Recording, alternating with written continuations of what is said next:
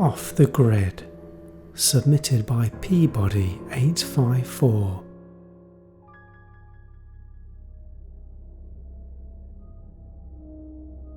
I'll never forget the time I went camping with my friend Mike. He's a real outdoorsy sort of guy. He's big into bushcraft and enjoys hiking expeditions and camping out in the wilderness alone. As you can imagine, he's a bit of an introvert, and I was surprised when he invited me along on one of his trips. Maybe he took pity on me because I had just broken up with my then girlfriend. Let's call her Beth for the sake of this story. Getting off the grid sounded like exactly what I needed.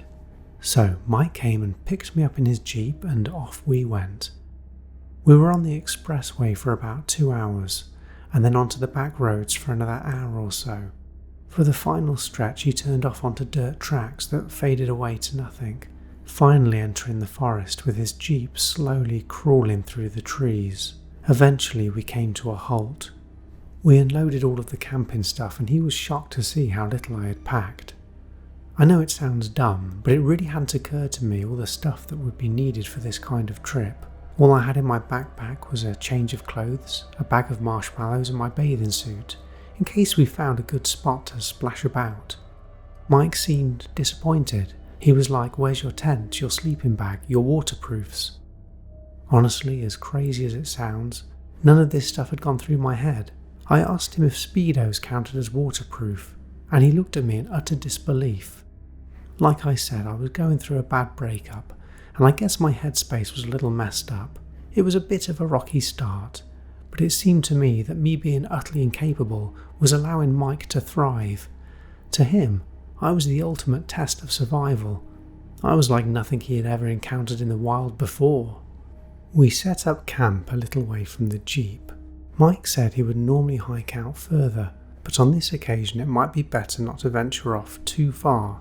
He asked me to collect firewood while he went off to find us something to eat. I kept close to where we had pitched. Tall trees reached up high above and stretched off all around me as far as I could see. Every direction looked the same. I knew if I wandered off I would likely lose my way. I gathered up lots of wood and soon enough Mike was back with a dead animal dangling over his shoulder. He had already skinned it. He told me we were going to eat rabbit.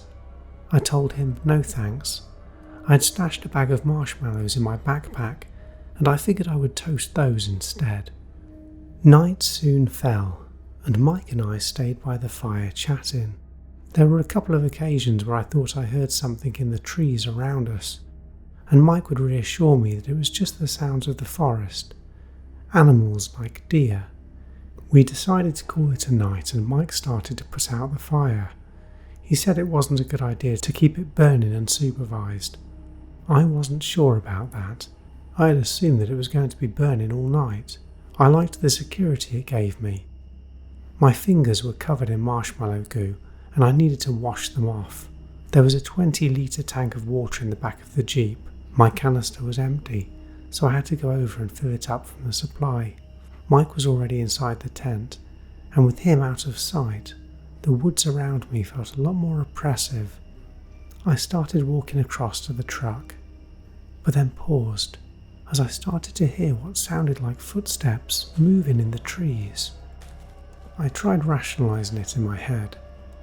It was probably just a deer or something. I took a few more steps and then stopped. There were those sounds again. Something crunching through the forest. Deer or not, my instincts were telling me that I shouldn't be out here alone, so I hurried back to the tent and got inside. Mike was already in his sleeping bag. I kicked off my boots and lay down. I tried to calm my breathing and used a tissue to try and remove the marshmallow from my fingers. Mike asked me why I was breathing so heavily. He rolled over and noticed my sticky white fingers. He looked at me with dismay and then put his earbuds in and turned away. I felt a bit silly. The great outdoors didn't seem to be for me. I closed my eyes and tried to get to sleep.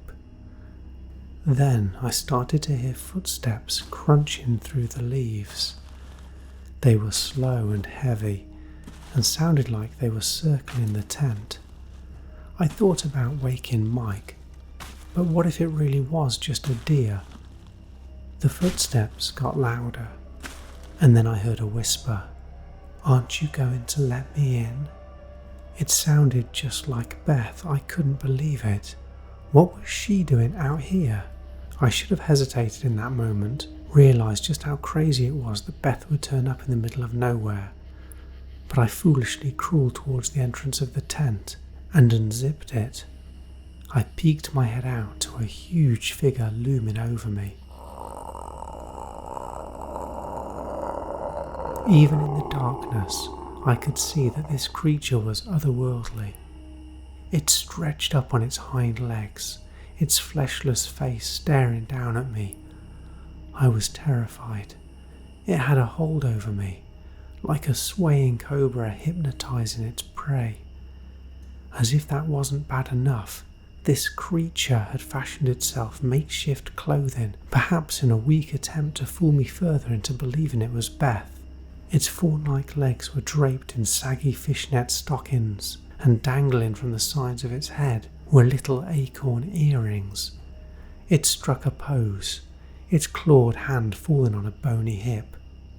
I screamed and fell back into the tent. Mike is waking up now. He's confused. "There's a monster," I scream at him. "It's outside the tent."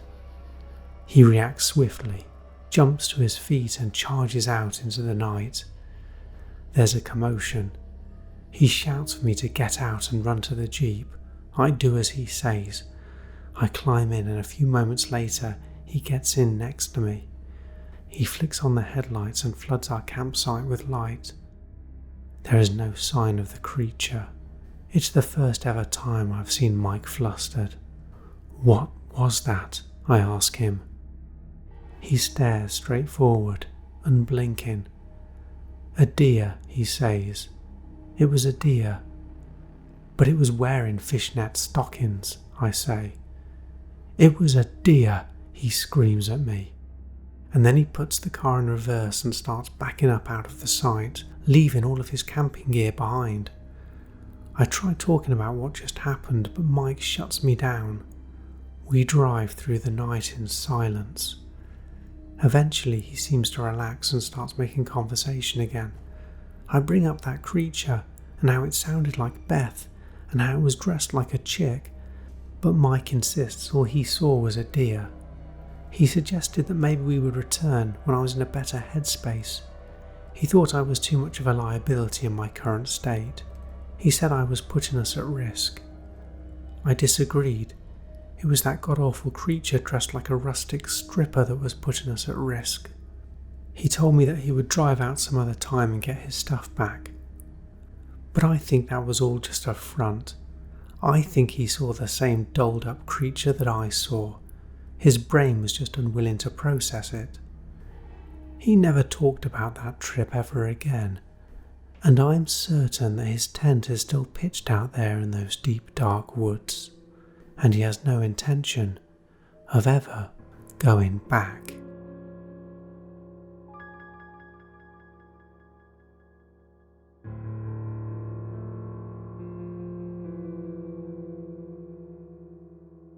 Creepy Landlord, submitted by Chillerbug 992. I managed to score myself a job in New York. I lived in Connecticut at the time and couldn't commute the distance, so needed a place to stay in the city.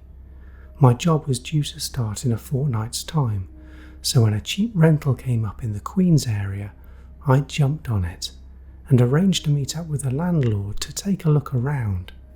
So a few days later I fly to New York and head over to the apartment. The landlord was waiting outside for me, which at the time I thought was a pretty nice thing to do. He shook my hand and told me to call him Teddy. The apartment itself was fine. It was a little smaller than I was expecting, just a box room with a kitchen hob and a bathroom off to the side. There was a locked door on one of the walls that Teddy told me fed through to another apartment, but he assured me that it was securely locked, and he was the only one with a key. I was fine with that.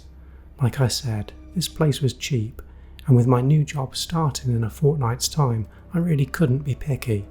I got a call from Teddy the next day to say my references are all checked out, and the following week I arrived to move my stuff in. Just like the last time, he met me at the building's entrance and walked me to my apartment. I signed the paperwork and he passed over my keys. I thanked him and got to work unpacking my stuff, but I could hear him pacing outside my door, and I was surprised when it creaked open and he came in. There was a long pause as he stood there, smiling at me. The next thing I know, Teddy is rummaging around in my stuff, pulling things out and commenting on them. At one point he found my wash bag, and I watched with disbelief as he put my retainers on his fingers and started chomping at things like it was Pac-Man. At this point I was getting frustrated and told him flatly that I was busy and could he please leave. He giggled like a naughty schoolboy and left. I locked the door behind him. His behaviour was peculiar to say the least, but I reasoned that this was the city, and it attracted all sorts of characters. I carried on unpacking and then went out to get some food. When I get back to the apartment, it's kind of stuffy. It was almost June and the weather was heating up. I went over to the aircon unit. This thing was a really old industrial piece of crap, but it was built like a tank. I switched it on, but it didn't appear to do anything. I twiddled some knobs and gave it a few solid whacks, and it spluttered into life. I figured it was working and went to bed, falling asleep to its gentle hum. But when I woke up the next morning, I was drenched in sweat, and the aircon was unresponsive. I tried calling Teddy, but I got his answer machine, so I left him a message explaining the issue. I hadn't spent much time in New York before, so I decided to go out and spend the day sightseeing. I hit up the Natural History Museum, hopped on the Staten Island ferry to see Lady Liberty, and checked out some awesome old bookshops. I returned to the apartment later in the afternoon. My good mood abruptly ends as I notice that a few of my things have been moved around. My retainers are on the windowsill. Gross, Teddy's been here. Then I wonder if he fixed the aircon. I switch it on and am relieved when a hum emanates from it. I settle down and watch some Netflix, but then the damn thing goes off again, and I go over to it and try slapping it around like I did the night before, but nothing. I try calling Teddy's cell, and I hear a phone ringing somewhere close by. I try following the sound and notice that it's coming from the other side of that adjoining locked door. I put my ear up to it and listen for any movement. At this point, I'm hot and bothered and getting more frustrated by the minute. I bang on the door with my fist and shout Teddy's name. I pace a little and then go back over to the air conditioning unit and start frantically twiddling knobs and pressing buttons, but to no avail. I give up and distract myself with more TV. I'm watching that sitcom, Friends. It's a Thanksgiving episode, and one of the characters is dancing around wearing a turkey on their head. Then I hear Teddy giggling. I frantically look around. It sounds like it's coming from the aircon unit. I go over and peer inside. Then I see him, through the slatted vent, eyes looking back at me. He giggles again and I fall backwards, startled. Then he starts humming, the same hum I fell asleep to the previous night. It was Teddy all along, pretending to be the aircon. I push my bed up against the unit so that he can't get out and I call the cops. They take their time, but finally they arrive. The police pull at the front of the unit, which hinges open, and sure enough, there's Teddy. They pull him out and he doesn't break character once. I hear him humming all the way down the stairwell. Later they call me to tell me that he wasn't even a landlord, he was a tenant. He had rented me his own apartment and had moved all of his stuff into that adjoining room. As you can imagine, this was a disturbing experience that I would rather forget. I still wonder why on earth someone would do such a thing. Maybe he just needed to vent. But what haunts me the most is the way that Teddy had rigged the inside of that unit. Who knows what all those buttons and knobs were attached to? Honestly, I'd rather not know. Sometimes ignorance is bliss.